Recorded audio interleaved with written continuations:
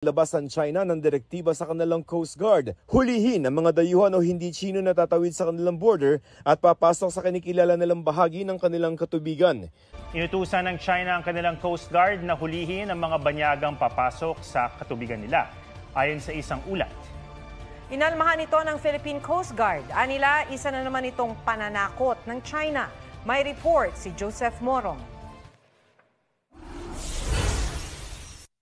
Sa paglalayag ng civilian mission na atin to para maghatid ng tulong sa ating mga mangingisda, target sana nila makapasok sa 12 nautical miles sa 24 kilometers na palibot sa Baho de Masinloc o Panatag Shoal. Pero hindi na sila tumuloy dahil sumaaligid ng mga barko ng China. Sa gitna ng kanilang paglalayag noong May 15, naglabas ang China ng direktiba sa kanilang Coast Guard. Hulihin ang mga dayuhan o hindi Chino na tatawid sa kanilang border at papasok sa kinikilala nilang bahagi ng kanilang katubigan. Sa ulat ng South China Morning Post, hanggang 6 na pong araw pwedeng i-detain nang walang paglilitis ng mahuhuli.